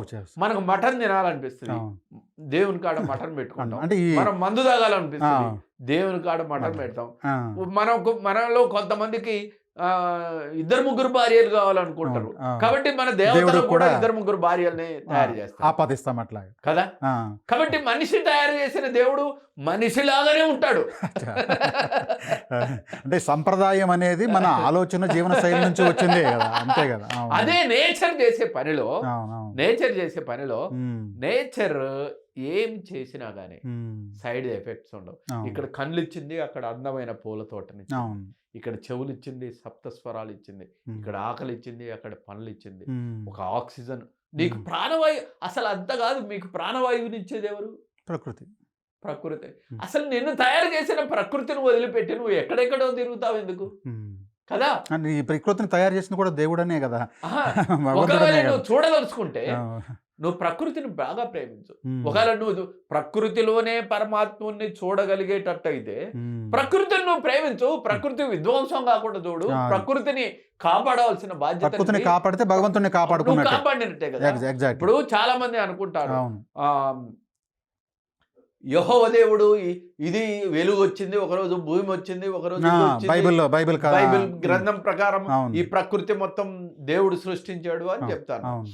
మరి దేవుడు సృష్టించిన ప్రకృతి విధ్వంసం అవుతుంటే అవును. ఈ క్రిస్టియన్ మత సంస్థలన్నీ ఏం ఏం చేస్తున్నాయి? చేస్తున్నాయి? ఈ అల్లా ఏం చేస్తున్నాడు? ఉమ్, ఈ హిందూ దేవతలందరూ ఏం ఏం చేస్తున్నారు? చేస్తున్నారు? ఉమ్, కదా. అంతే కదా. ఇప్పుడు ప్రకృతి ఎక్కడ ఉన్నదో అక్కడే ఇప్పుడు శ్రీశైలం కొండలు ఉన్నాయి, అవును. అక్కడ శివుడు ఉన్నాడు అని అవును. చెప్తున్నారు. అవును. వెంకటేశ్వర స్వామి కొండల మధ్యలో ఉన్నాడు. అవును. అరే ఎక్కడ కూడా దేవతలు కూడా ప్రకృతిలోనే ఉన్నప్పుడు అవును. నువ్వు ప్రకృతి విధ్వంసం అవుతుంటే నువ్వు ఎందుకు ఒప్పుకుంటున్నావు? ప్రశ్నించలేదు. ఎందుకు ఎందుకు ప్రశ్నించలేదు? ప్రశ్నించావు? టాటా బిర్లా మొత్తం ఆదాని అంబానీలకు మొత్తం కూడా అడవుల్ని దోచిపెడుతున్నారు. అవును. నీ భక్తులు ఏం చేస్తున్నారు? ఏం నీ చేస్తున్నారు? వెంకటేశ్వర స్వామి ఏం చేస్తున్నాడు? శ్రీశైలం మల్లన్న ఏం చేస్తున్నాడు? అవును. యాదగిరి నరసన్న ఏం చేస్తున్నారు? అవును. సమ్మక్క సారక్కలాగా ఎందుకు పోరాడలేకపోతున్నారు? పోరాడలేకపోతున్నారు. ఎగ్జాక్ట్లీ.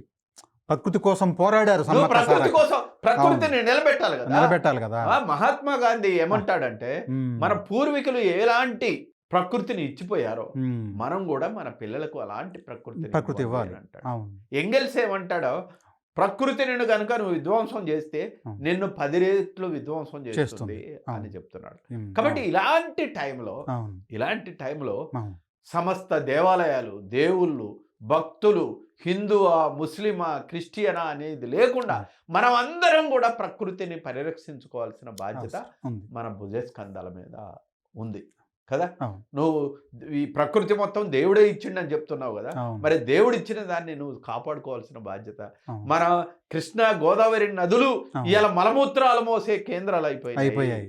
నదులన్నీ కూడా కాలుష్యం చేసుకుంటున్నాం. ఇవాళ అడవులు అవును. మొత్తం కూడా అవును. ఆదాని చేతిలో పెడుతున్న అవును. పరిస్థితి అవును. ముందు ఇవాళ ఆదాని ఇప్పుడు గుజరాత్ వాడరే ఆయనకి అప్పచెప్పాము, అన్ని వైజాగ్ వాడరే అసలు ఆయనకి విమానాల అప్పచెప్పాము, కానుంచి, బస్సులు కానుంచి, మహారాష్ట్ర ట్రైన్ల ధారావి కానుంచి, నగరం ఆయనకి భూముల అప్పచెప్పాము. కానుంచి అన్ని కొన్ని. అరే ఏ దేవుడు చెప్పిండండి అదే. ఆదానికి ప్రకృతిని ఉపజెప్పవని? అది లక్షల కోట్ల వ్యాపారం అంతా. ఏ దేవుడు చెప్పిండండి? ఉమ్. ప్రజలు సృష్టించుకున్న రైల్వేల్ని ఉమ్. ఆదానికి ఇవ్వమని ఎవడు చెప్పాడు? ఉమ్. ప్రజల కష్టార్జితంతో నిర్మించబడ్డ ఎల్ఐసి లాంటి వాటిని ఆదానికి ఇవ్వమని ఎవడు చెప్పాడు? ఎవరు చెప్పారు? ప్రజల నువ్వు క్రియేట్ చేయని దాన్ని అవును. నువ్వు నాశనం చేసే అధికారం నీకు నీకు లేదు. అది ప్రభుత్వాలు కూడా అవే చేస్తున్నాయి కదా. అవును. ఏ పని కట్టుకొని. ప్రభుత్వం అయినా కానీ అవును. నువ్వు ఒక కొండను క్రియేట్ చేయగలవా? చేయలేము. చేయలేవు. అవును. నువ్వు ఒక నదిని క్రియేట్ చేయగలవా? అవును. చేయలేవు. అవును. నువ్వు అడవిల్ని క్రియేట్ చేయగలవా? అవును. చేయలేవు. అవును. చేయలేనప్పుడు అవును. నువ్వు దాన్ని నాశనం చేసే అధికారమే నీకెక్కడిది? అవును. ఇది ఏ భక్తుడైనా ఒక ఉమ్. భక్త రామదాసు లాగా ప్రశ్నించాలి. అవును. రాముడా, అయ్యా ఉమ్. నీ కోసం నేను సందాలు వసూలు చేసి గుళ్ళు కట్టాను, అవును. మరి నన్ను జైల్లో వేశారు, అవును. మరి నువ్వు ఏం చేస్తున్నావు ఇక్కడ? అవును. నేను సీతమ్మకు జయించితి సింతాకు పథకాము రామచంద్ర, ఆ పథకామునకు బట్టే 10,000 వరహాలు అని రామచంద్రుడిని ప్రశ్నించాడు కదా రామదాసు. అవును. మరి నీ కళ్ళ ముందు ఉన్న నీ పిల్లల ఆక్సిజన్, అవును. మీ పిల్లల ఆహారం, ఉమ్. మీ పిల్లల నీళ్లు ఉమ్. అన్ని మొత్తం కూడా ఆదాని గొప్ప చెప్తుంటే ఈ దేశంలో నువ్వు రోజు గుడి చుట్టూ తిరుగుతావు కానీ ప్రకృతిని కాపాడే ఉద్యమంలో నువ్వు ఎందుకు పాల్గొనటం లేదు? పాల్గొంటున్నారు. ప్రకృతిని కాపాడమని ప్రభుత్వాన్ని ఎందుకు అడగట్లేదు? ప్రభుత్వాలు అసలు ఆ దిశగా ఎందుకు ఆలోచించట్లేదు. ప్రజలను ప్రోత్సహించట్లేదు. ఇవాళ సమస్త రోగాలు సత్యనారాయణ గారు అవును. మీరు వెళ్ళినట్టయితే మనం వాడే ఈ బాటిల్, అవును. ఈ బాటిల్లో ఏ రోజైనా నీళ్లు కొనుక్కున్నాము మనం? అవును. కొనుక్కోలేదు. కొనుక్కో. కానీ ఈరోజు ఈ పెట్టుబడిదారులు అవసరం చేశారు, కొనుక్కునేలా చేశారు. అవసరం చేశారు. అవును. ఈ బాటిల్లో ఇది మినరల్ వాటర్ అని ఇస్తారు. అవును. ఇది మినరల్ వాటర్ కాదు, డీ మినరల్ వాటర్. అవును.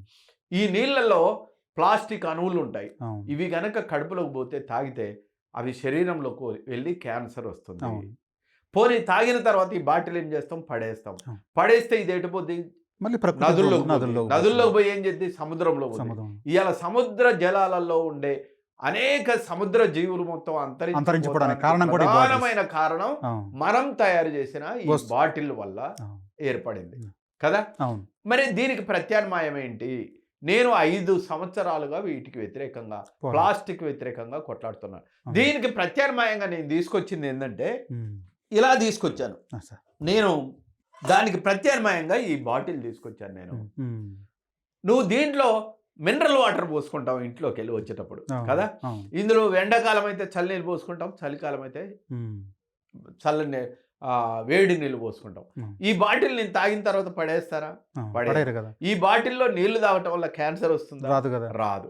కాబట్టి 1 బాటిల్ అవును. నువ్వు ఎక్కడికి పోయినా కానీ ఇలాంటి స్టీల్ బాటిల్ వాడటం మంచిది, ఆరోగ్యాన్ని శ్రేయస్కరం, క్యాన్సర్ పెరగకుండా ఉంటుంది అనేది అవును. ఒకటి. అవును. అదే రకంగా మనం ఎక్కడికి పోయినా కానీ ఇలా ప్లాస్టిక్ ప్లేట్లు వాడుతూ ఉంటాం. వాడుతుంది. ప్లాస్టిక్ ప్లేట్లలో పైన ఒక లేయర్ ఉంటుంది, అవును. ప్లాస్టిక్ అతికిచ్చి. అవును. వేడి వేడి అన్నం దాంట్లో పోయగానే ఆ ప్లాస్టిక్ కరిగి కడుపులోకి పోయి మనకు క్యాన్సర్ ఎఫెక్ట్ అవుతుంది. అవును. పోనీ తిన్న తర్వాత ఏం చేస్తావు, పక్కన పడేస్తావు.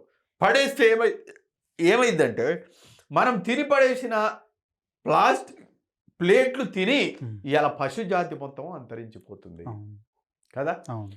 మనం కొండ మీదకి జాతరకు పోతాం, అవును. పోయిన తర్వాత ఈ ప్లాస్టిక్ ప్లేట్లలో తిని ఆడ పడేస్తాం. అవును. ఇలా కొండ మీద ఉన్న లేళ్ళు దుప్పులు మొత్తం కూడా అంతరించిపోతానికి ప్రధానమైన కారణం అవును. జీవరాశి మనం అంతా తిని పడేసిన అవును. ఇలాంటి కారణం అవుతుంది. అవును. మరి దీనికి ప్రత్యామ్నాయం ఏంటి? అవును. ప్లాస్టిక్ బాటిల్గా నేను స్టీల్ బాటిల్ తీసుకొచ్చాను, 1 బాటిల్. ఉమ్. ది ప్లేట్ ప్రత్యామ్నాయంగా కూడా ఉమ్. ఇలాంటి ప్లేట్ తీసుకొచ్చాను. ఉమ్. మీరు ఎక్కడికి వెళ్ళినా కానీ ఒక బాటిల్, ఒక ప్లేట్ మీ కారులో కానీ, మీ బండిలో కానీ, మీ జీవన విధానంలో కానీ ఒక తీసుకొచ్చి భాగం చేసుకోవాలి. ఈ ప్లేట్లో అన్నం తింటే నాకు క్యాన్సర్ రాదు. అవును. ఈ ప్లేట్ నేను పడేస్తానా? పడేయను. పడే. కాబట్టి జంతువులన్నీ కూడా సురక్షితంగా ఉంచుతాం. ఉంటాయి. అవును. కాబట్టి 1 ప్లేట్, 1 బాటిల్ ప్లస్ ఈ 1 బ్యాగ్. అవును. నేను కూరగాయల గిట్ట వెళ్ళినప్పుడు ఉమ్. ఇలాంటి బ్యాగు తీసుకొని వెళ్తాను. ఉమ్. ఏమైనా కూరగాయలు, పండ్లు, ఫలాలు వస్తే దీంట్లో తీసుకొచ్చుకుంటాను. అలాగే నేను ఎక్కడికి పోయినా కానీ ఒక పుస్తకం పెట్టుకొని ఉమ్. దీంట్లో చదువుకోవటానికి 1 బాటిల్, అవును. 1 ప్లేట్, అవును. 1 బ్యాగ్ అవును. అనేది నేను అవును. 5 సంవత్సరాలుగా ప్రచారం చేస్తూ ఉమ్. వచ్చాను. అవును. ఈ 5 సంవత్సరాల ప్రచారంలో చాలా వరకు క్యాన్సర్ని నివారించగలిగాను. ఓకే. చాలా గ్రామాలలో సర్పంచులు ఇట్లాంటి వాళ్ళు, మా గ్రామాలలో మేము ఇన్ని ప్లేట్లు కొంటాం, ఇన్ని బాటిళ్ళు తీసుకుంటాం, ఉమ్. ఇన్ని స్టీల్ గ్లాసులు తీసుకుంటాం, ఉమ్. ఎవరింట్లో ఫంక్షన్ అయినా కానీ మేము ఇవి వాడుకోండి అని చెప్తున్నారు. ఉమ్. చాలా కమ్యూనిటీ హాల్ ఇట్లాంటి ఉంటాయి కదా, ఉమ్. వాళ్ళకు మీరు ప్లాస్టిక్ వాడేటట్టయితే ఉమ్. మేము కమ్యూనిటీ హాల్ ఇవ్వమని చెప్తున్నారు. ఓకే. ఆ రకమైన స్ఫూర్తిని నింపారు మీరు. స్ఫూర్తి నింపాం. ఉమ్. నా మీటింగ్లకు వచ్చిన వాళ్ళందరూ కూడా ప్లాస్టిక్ లో తినటం అనేది ఉమ్. మానేశారు. అవును. క్రమంగా ఏమైందంటే ఉమ్. ఈ మాటలు చెప్తున్న టైంలోనే ఉమ్. ఈ గవర్నమెంట్, తెలంగాణ గవర్నమెంట్, రేవంత్ రెడ్డి గారు గవర్నమెంట్ వచ్చింది. ఉమ్. నేను ఈ బ్యాగ్ వేసుకొని, ప్లేట్ పట్టుకొని, బాటిల్ పట్టుకొని తిరిగి ప్రచారం చేస్తుంటే ఉమ్. జూపల్లి కృష్ణారావు, ఓకే. మన పొన్నం ప్రభాకర్ గారు, ప్రభాకర్ గారు. ఇట్లాంటి వాళ్ళందరూ ఉమ్. నా మాటలు విన్నారు. ఆ. విన్న తర్వాత వాళ్ళు ఏం చేశారంటే ఈరోజు ఈ రాష్ట్రంలో ప్లాస్టిక్ ని బ్యాన్ చేశారు. బ్యాన్ చేశారు. ఉమ్. అంటే ఒక ప్రజాకవిగా మీరు చేసినటువంటి స్కూల్స్, కాలేజెస్, స్ఫూర్తిని యూనివర్సిటీలు, కలిగించారు. ఈవెన్ సెక్రటేరియట్ లో కూడా ఉమ్. ఈ ప్లాస్టిక్ ఇట్లాంటివన్నీ కూడా బ్యాన్ చేస్తూ, నేనున్న సింగరేణి కాలేజ్ లో కూడా ఉమ్. కంప్లీట్ బ్యాన్ చేస్తూ బ్యాన్ చేశారు. వచ్చారు. ఉమ్. అంటే ఒక కవి అవును. ఒక పర్పస్ ఉండాలి కదా. Purpose నేను ఒక ఉండాలి. పాట అవును. రాశానంటే అవును. దానికి ఒక పర్పస్ ఉండాలి కదా. అవును. ఒక లక్ష్యం పెట్టుకొని పనిచేసి ఈ 5 సంవత్సరాలు పనిచేయటం వల్ల ఉమ్. ఇవాళ గవర్నమెంట్లే ఉమ్. ప్లాస్టిక్ను నిషేధించే స్థితికి రావటం అనేది అవును. చాలా గొప్ప పరిణామం. ఈ ప్లాస్టిక్ ఉద్యమం మనకి ఏదన్నా పాట అంటే అలా ఏం రాయలేదు. ఆ. ఈ ప్లాస్టిక్ నివారణ కోసం నేను మ్మ్. పనిచేస్తున్నాను. మ్మ్. ఇది ఒక మంచి పరిణామం. ఓకే. ఈ గవర్నమెంట్ వచ్చిన తర్వాత అవును. తెలంగాణ కోసం పోరాడిన మ్మ్. గద్దరన్నకైతేంది, మ్మ్. అంజశ్రీ గారికి అయితేంది, అవును. జయరాజ్కి అయితేంది, అవును. ఇట్లాంటి వాళ్ళందరినీ ఒక ఉద్యమకారులుగా గుర్తించింది. మంచిగా. నైజాంకి వ్యతిరేకంగా పాట రాసిన ఒక బండి యాదగిరి కా నుంచి మొదలు పెడితే అవును. నా వరకు కూడా ఒక ఉద్యమకారులుగా గుర్తింపు రావడం అనేది. అనేది, నేను జీవితంలో చిత్రహింసలు పడ్డాను, అరెస్టులు అయ్యాను, జైల్లో ఉన్నాను, లాకప్లో గడిపాను, అవును. పాటలు పాడినందుకు అవును. నేను అనేక ఇబ్బందులు పడ్డాను. అవును. కానీ ఈ గవర్నమెంట్ వచ్చిన తర్వాత ఒక ప్రజాకవిగా, ఒక కళాకారుడిగా, ఒక తత్వవేత్తగా, ముఖ్యంగా ఒక ఉద్యమకారుడిగా అవును. నన్ను ఒక గుర్తించటం అనేది తెలంగాణ రావడం తర్వాత ప్రజాకవులకు గుర్తింపు ఎక్కువ ఆదరణ వచ్చిందని భావిస్తున్నారా? ఆదరణ ఉమ్మడి ఆంధ్రప్రదేశ్లో కన్నా తెలంగాణ వచ్చింది విడిపోయింది కదా, లేకుంటే మమ్మల్ని ఇంతగా అవును. గుర్తింపు వచ్చేది కాదు. ఆ, అలాగనే నేను ఆ. ఆంధ్ర రాష్ట్రంలో విపరీతమైన నా అభిమానులు ఉన్నారు. ఉన్నారు. తెలంగాణ నేను మాట్లాడేది ఒక బేసిక్ పాయింట్స్. నేను నాకు పెద్ద కుల పట్టింపులు అసలు ఉండవు. నా కులము అసలు కులాన్ని నేను తీసి అవతల పారేది. నాకు అసలు కులం అనేది లేదు. ఒక మతము నాకు పట్టింపులు లేవు, ఒక దేవుడు పట్టింపులు లేవు. ప్రకృతి ప్రాణంగా ఇలా జీవిస్తూ పాటే నా ప్రాణము, పాటే నా జీవితం, ప్రకృతి ఇచ్చిన వరము, స్వరమేలే నా బలం, ఆటుపోటులు ఎదురైనా ఆగదు ఈ ప్రయాణం, పాటే నా ప్రాణము, పాటే నా జీవితం, కోట్లు కూడగట్టిన పాటకు సరితూగునా, పదవులెన్ని వచ్చినా పాట ముందు నిలుచునా, లాఠీలకు తూటాలకు పాట నేల కూలునా, ఉరికంబం మీద నిలిచి ఉషోదయం పాడనా, పాటే నా ప్రాణము, పాటే నా జీవితం. ఇలా పాటను వెంబడి పెట్టుకొని ఈ ప్రకృతి రక్షణ కోసం ఇలా రైతుల్ని మోటివేట్ చేయటం, అందరినీ మోటివేట్ చేసి, ఆరోగ్యమే ఈరోజు ప్రధానమైన సమస్యగా, ఆరోగ్యమే మహాభాగ్యమై సాగరా, అనంత విశ్వమే నీదిరా, పొడమి పైన పుట్టడమే జన్మతః భాగ్యం, పూసిన ప్రతి పుష్పం ఫలించుట సౌభాగ్యం, జీవితం ఒక ఆటరా ఆడుకో, జీవితం ఒక పాటరా పాడుకో. అలా వెళ్తున్నాను. నన్ను నేను చెక్కుకుంటూ ఓ శిలలాగా, ఒక శిల్పిలాగా చెక్కుకుంటూ వచ్చాను. ఈ మధ్య కాలంలోనే ఒక శిలా నీవే, శిల్పి నీవే, శిల్పం నీవే అనే పాట అద్భుతమైన ప్రాచుర్యం విశ్వవ్యాప్తమైంది. ఒక్కసారి శిలా నీవే, శిల్పి నీవే, శిల్పము నీవే, సృష్టిలో నిన్ను నువ్వు మలుచుకుంటూ నిలిచిపో చరితలో, పొడమిలో అను అనువు నీదే, పరవశించుట నేర్చుకో, జీవితం ఇక మళ్ళీ రాదు, సార్థకం చేసుకో, శిలా నీవే, శిల్పి నీవే, శిల్పము నీవే, సృష్టిలో గాయపడకుండా హృదయం గేయమవుతుందా, కలత పడకుండా మెదడు కావ్యమవుతుందా, ఉలికి భయపడితే శిలలు శిల్పమవుతాయా, అలకు భయపడితే నావా ధరికి చేరేనా, ఆటుపోటులు ఎదురు దెబ్బలు లేని జీవితమున్నదా, ఓర్పును చవి చూడకుండా మార్పుకు తావున్నదా, శిలా నీవే, శిల్పి నీవే, శిల్పము నీవే, సృష్టిలో. ఈ జీవన ప్రయాణంలో పాట, నేను పాట అలా నడుస్తూ నడుస్తూ ఈరోజు మీ కాడికి వచ్చాము. ఒక చిన్న ఇదేంటంటే, మరి ఇంత ప్రకృతి ఆరాధకులు, ఉద్యమ స్ఫూర్తిని తగిలించినటువంటి మీ అక్షరము ఒక మత స్ఫూర్తితో క్రైస్తవ గీతాలను రాయడం జరిగింది. అది ఎట్లా పరిణామం జరిగింది? అదేమి నేను వాళ్ళకు అనుకూలంగా ఏమి రాయలేదు. అంటే పాటలు, ఆ పాటలు అయితే రాయడం, అంటే పాటలు కూడా రాయలేదు. నేను నేను ఎక్కడ రాయలేదే. అంటే చోట్ల ఆర్టికల్స్ లో కూడా రాయలేదు. నేను ఏమి రాశానంటే, నన్ను వాళ్ళు వచ్చి అడిగారు. అడిగితే నేనేం చెప్పాను, ఏసంటే బైబిల్ చెక్కిన ఏసంటే గుడిపై చెక్కిన సిలువను కోకురా, ఉమ్, ఏసంటే బైబిల్ చెప్పే మాటనుకోకురా, ఉమ్. ఏసంటే పరలోక రాజ్యం అని భ్రమ పడిపోకురా, ఆ, అచ్చా. ఆ? ఉమ్, ఏసంటే ఆ, ఆ, ప్రేమతత్వం అని చెప్పాను. అచ్చా. అని యేసు ప్రభు చెప్పినటువంటి ప్రేమ తత్వాన్ని మాత్రమే ప్రకటించారు. యేసు ప్రభు ఉమ్, ఆ, బుద్ధుడు వచ్చినట్టు అక్కడ యేసు జీసస్ వచ్చాడు. వచ్చాడు అరే మీరు నీ వలే నీ తోటి వారిని ప్రేమించాలి. ప్రేమించని చెప్పాడు. అవును. నాకు అంత మాత్రమే కానీ ఆ, నాకు క్రైస్తవ మతంతో ఎలాంటి సంబంధం సంబంధం లేదు. లేదు. అవును. నాకు యెహోవా ఇలాంటి శాదస్తపు వాదనలు అవును. నేను ఎప్పుడు కూడా చిన్నప్పుడే కడిగి పడేశాను. కడిగి ఇట్లాంటివన్నీ. పడేశారు. అలాగని నాకు నేను ముస్లిమ్స్ ఎడల కూడా నేను అవును. వాళ్ళ ఎడల ప్రేమగా ఉన్నాను. ఉమ్, వాళ్ళల్లో ఉన్న శాంతస్థాన్ని కూడా నేను కడిగి పడేశాను. గ్రహించారు. అవును. వాళ్ళు ఆ, ఈ తల్లి ఒడిలో పుట్టి ఈ మట్టిలో కలిసిన ఈ జన్మభూమి కోసం ప్రాణాలెన్నో పోసిన ఉమ్, నీ దేశంలోనే నిన్ను పరదేశీగా చూస్తా ఉంటే బోలోరే బోలోరే ఓ మేరా బాయ్, బోలోరే ఓ మేరా బాయ్, నీకున్న ఆస్తులు కూలిపోయే గోడలు, నువ్వన్న పిల్లలు హోటల్లో కప్పులు, మండేని ఆకలి మంటలు అత్తరు సల్లిన ఆగవు ఆగవు, బోలోరే బోలోరే ఓ మేరా బాయ్, బోలోరే ఓ మేరా బాయ్.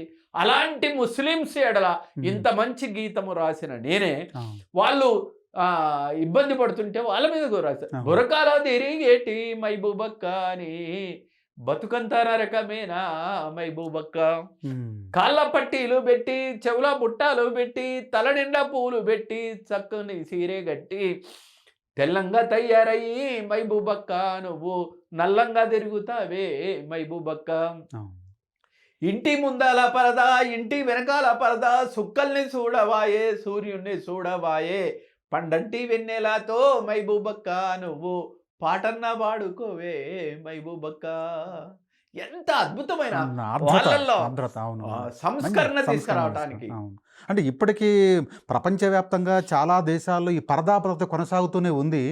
ఎంత విద్య నేర్చినా, ఎంత అంటే ఆధునిక భావాలు ఉన్నప్పటికీ కూడా ఎక్కడ శాస్త్రీయమైన భావాలున్నా, అది మతంలో ఉన్నా, అది క్రైస్తవ మతంలో ఉన్నా, హిందూ మతంలో ఉన్నా, అది ముస్లిం మతంలో ఉన్నా, ఏ మతంలో ఉన్నా కానీ నేను బౌద్ధంలో ఉన్న అశాస్త్రీయమైన విషయాలను కూడా నేను యాక్సెప్ట్ చేయను. వాటికి వ్యతిరేకంగా కొట్లాడుతూ ఉంటాను. నా ప్రధానమైన ధ్యేయం ఈ ఈ ప్రకృతి గొప్ప కమ్యూనిస్ట్, ప్రజాకవిగా మీరు వెలుగు వెన్నెల అందరికీ సమానంగా, ఆ సమానత్వం వచ్చేంత వరకు నేను కొట్లాడుతూనే ఉంటాను. నా నా నా సిరలు మార్క్సిజం, నా దమనులు అంబేద్కరిజం, నా హృదయం బౌద్ధారామం, ప్రకృతే నా పవిత్రాశ్రమం. అలా జీవించి వెళ్ళిపోతాను. కాబట్టి నాకు ఇట్లాంటి కులాలు మతాలు దేవుడు పట్టింపు లేవు.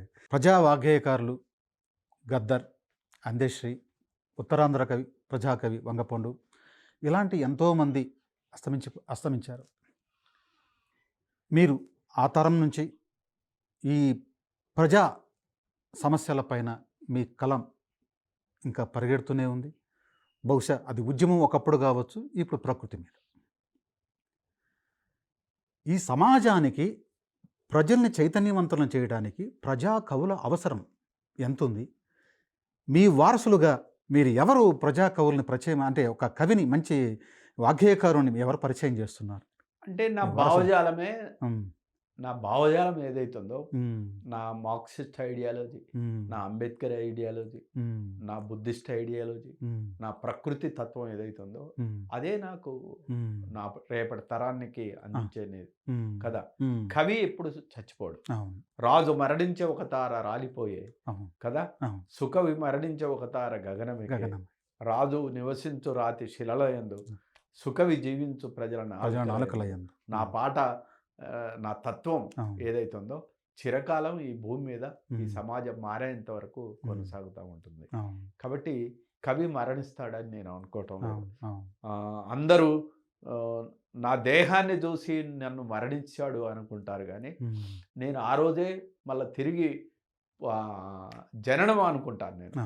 అప్పుడు నన్ను ఇంకా 1000 నోళ్ళతోటి కొనియాడటం, నా భావ వ్యాప్తి 1000 నోళ్ళతోటి వెళ్ళటం, ప్రతి మనిషిలో కూడా నేను చెప్పే ప్రతి మాట ఇలాంటి ఇంటర్వ్యూలన్నీ కూడా వెళ్ళిపోతాయి అనేది నేను భావిస్తున్నాను. కాబట్టి ఇంత స్వచ్ఛత కలిగిన ఒక మనిషి ఈ భూమి మీద వచ్చి అరే ఇన్ని విషయాలు చెప్పి మనకు వెళ్ళిపోయాడని, ఒక బుద్ధుడి వారసుడిగా, ఒక అంబేద్కర్ వారసుడిగా, ఒక మార్క్సిస్ట్ ఐడియాలజీ కలిగిన వాడుగా ఈ బిడ్డ ఈ నేల మీద నేను నడయాడి ఉండు అని చెప్పుకొని నా పేరుతోటి ఒక చెట్టు పెడతారు, నా పేరుతోటి ఒక గుట్టను కొడుతుంటే ఆఫ్ చేస్తారు, నా పేరుతోటి ఈ నదులు కలుషితం కాకుండా చూసుకుంటారని ఒక అచంచలమైన విశ్వాసం నాకుంది. ప్రకృతిలో లీనమై నేను వెళ్ళిపోను, ఈ ప్రకృతిలో లీనమై జీవిస్తూనే ఉంటాను. వాస్తవంగా మీరు చాలా అంటే ఉద్యమ స్ఫూర్తి నుంచి ప్రకృతి దిశగా మీరు మళ్ళారు, మీ మార్గంలో మీరు విజయం సాధిస్తున్నారు. అయితే రాబోయే తరాలకు ప్రశ్నించే గొంతు ఒకటి అవసరం. ఆ ప్రశ్నించే గొంతే లేకపోతే పాలించేవాడు ఇష్టారాజ్యం అవుతుంది. అది అలాంటి పరిస్థితుల్లో అంటే ఎప్పుడైనా మీరు గమనించినట్టయితే ఒక రాత్రి ఉంటే ఒక పగలు ఉన్నట్టుగా, ఒక ఎత్తు ఉంటే ఒక డౌన్ ఉన్నట్టుగా ఒక తిరుగుబాటు ఖచ్చితంగా ఉంటుంది. ఆ తిరుగుబాటులో నేను అగపడతాను. ఇప్పుడు చూడండి, ఇప్పుడు మనం ఎందుకు అక్కడ దాకా ఎందుకు 1960లో పశ్చిమ బెంగాల్లో మనకి ఉద్యమ స్ఫూర్తి రగిలింది, 67కి నక్సల్ ఉద్యమం ప్రారంభమైంది. అక్కడ ఒక తరం చూసుకుంటే చారు మజుందారు, కాను సన్యాల్, ఇట తర్వాత తరం మళ్ళీ మనకు ఆంధ్రప్రదేశ్లోకి వచ్చేసరికి కొండపల్లి సీతారామయ్య గారు, మళ్ళీ ఆ తర్వాత తరం 3వ తరం వచ్చేసరికి శివసాగర్ గారు, ఆ తర్వాత 4వ తరం వచ్చేసరికి పూర్తిగా ఉద్యమం యొక్క ఉద్యమం నీరు గారిపోయింది. ఈ తరాల మధ్య వచ్చినటువంటి ఈ వ్యత్యాసాన్ని మీ దృష్టితో మీరు ఎలా చూస్తున్నారు? అంటే ఎప్పుడైనా కానీ ఒక సమసమాజం రావాలంటే ప్రజలందరూ సమానంగా దానికి కృషి చేయాలి, కానీ ఓ హింసాయుత మార్గంతో గుంజుకుంటే అది ఎక్కువ కాలం ఉండదు కదా. ఆ శాస్త్రీయత లోపించబట్టే మనం దెబ్బతిన్నాం. కాబట్టి నేను ఓ డెమోక్రసీని ప్రేమిస్తున్నాను, ఓ ప్రజాస్వామ్యాన్ని ప్రేమిస్తున్నాను.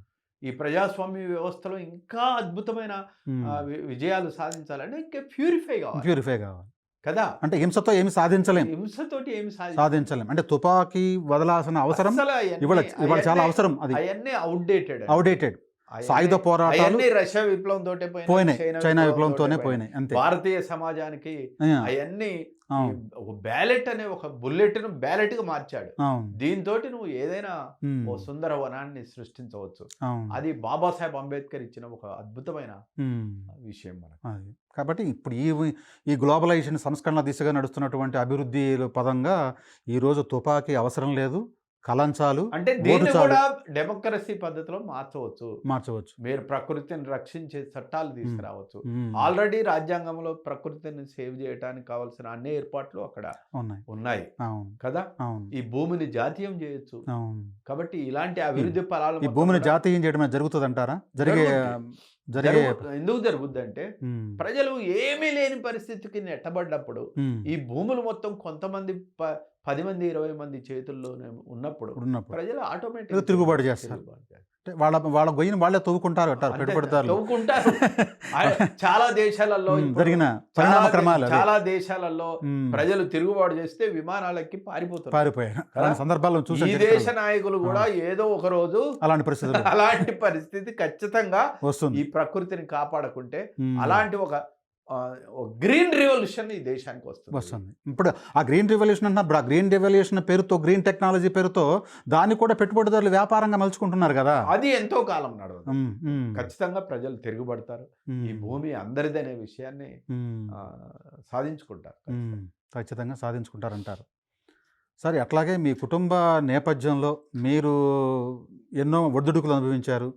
మీ శ్రీమతి మీద కూడా మీరు ఒక మంచి పాట రాశారు, ప్రేమ లేని జీవితం, పువ్వులు లేని చెట్టు లాంటిది. అవును, అది ఆ ప్రేమతత్వం కావాలి. అసలు ప్రేమ నేచర్ లో గున్న మామి కొమ్మ మీద 2 గువ్వ పిల్లలున్నాయి, నెత్తి మీద తలంబ్రాలు పోసుకోనంటాయి, మెల్లోన తాలిబొట్టు కట్టుకోనంటై, ఉన్ననాడు తింటై లేని నాడు పంటై, కష్టమైన నష్టమైన వీడిపోమంటై, ప్రేమే జగతికి మూలం, ప్రేమే జగతికి ప్రాణం, తాడి చెట్టు తొర్రలోన గోరెంక పిట్టలు, వాటికి సెంటు భూమి లేదు, వాటికి చేను చెలకలేదు, ఆకలైతే భూమినంతా చుట్టుకోహని వస్తాయి, రెప్పపాటు కాలమైన వీడిపోమంటాయి, చెరువు కట్ట కొమ్మ కింద 2 ఊర బిస్కెలున్నాయి,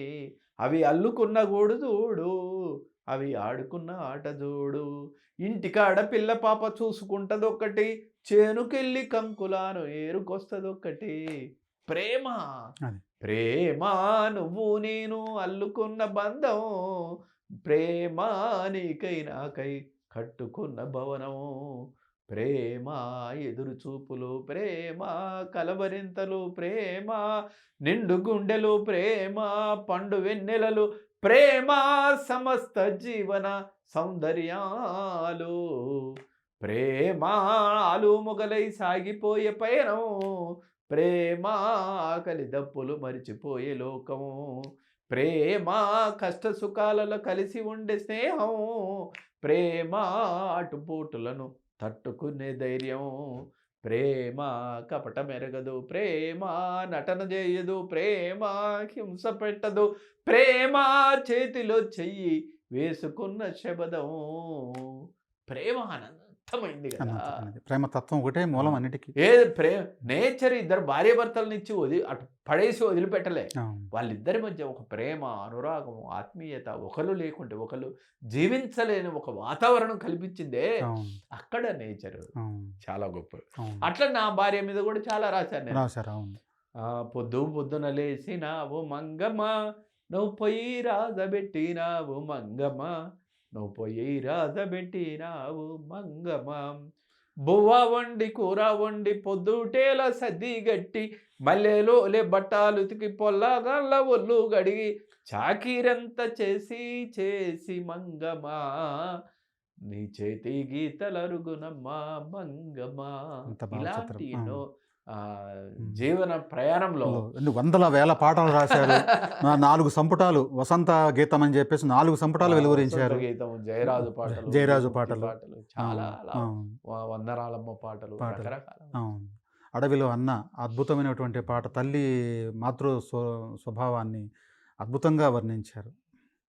ఇలా ఎన్నో పాటలు మీ గళంలో, మీ కలంలో జాలువారి ప్రజా జీవితాలని చైతన్య స్ఫూర్తి రగిలించినటువంటి మీ పాటలు చరితార్థం అవ్వాలని, మీ ప్రకృతి ప్రయాణం కూడా మునుముందుకు Thank you. సాగాలని మనస్ఫూర్తిగా కోరుకుంటూ, Thank you. చివరిసారిగా యజమాని బానిసత్వం అనే సంఖ్యలను తెంపుకోవాల్సిన అవసరం ఈ ప్రపంచానికి ఎంతో ఉంది.